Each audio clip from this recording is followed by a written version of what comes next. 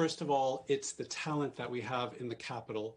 Great diverse talent from the UK, from across Europe, and from around the world has been a key ingredient to creating these startups, scale-ups, and now the tech unicorns that you've mentioned.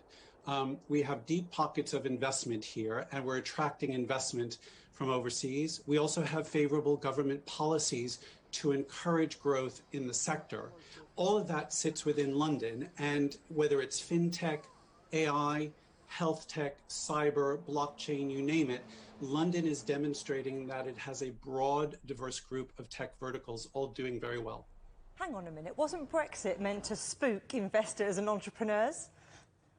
Sure, fair question. And, I think we've lived with a number of years of uncertainty. And I often joke that British entrepreneurs are the most resilient in the world because we threw, uncertainty around Brexit, and then we threw in a global pandemic.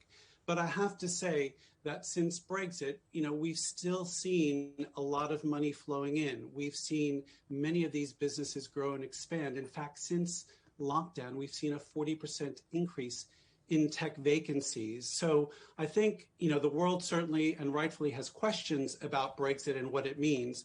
But as it relates to the digital and tech sector in London and more broadly in the UK, I think they very much like what they see, and the track record is building through all of these tech unicorns. Now, you mentioned tech vacancies, so I'd like to talk about people, because last week on the show we had the CEO of InsurTech, Ziegus, and he talked about his plans to double staff headcount. So when we look at Brexit and the very strict immigration policies, how far does that get in the way of attracting talent?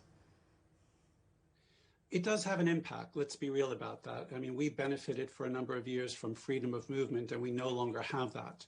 And my group, Tech London Advocates, we've worked very closely with the government, with the Home Office, to make what are called the Tier 1, the Tier 2 visas very attractive, to make sure that we continue to have that pipeline of overseas talent. We want to make sure that we still bring in overseas students, because some of them, whether they're from China, from India, or elsewhere, decide that they want to stay here. So we have to really work hard on the overseas talent equation, but equally we have to invest in homegrown talent.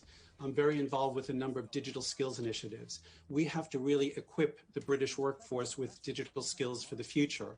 The good news is that many people coming into the workforce do have these skills, but we're talking to schools, colleges, universities to make sure that we keep that pipeline going and introduce things like lifelong learning. So if you're a 50-something like me and you have to work for another 10 or 15 years, you still have the right skills to be employed in the digital and tech economy. So those two things taken together are key factors that we're working on collectively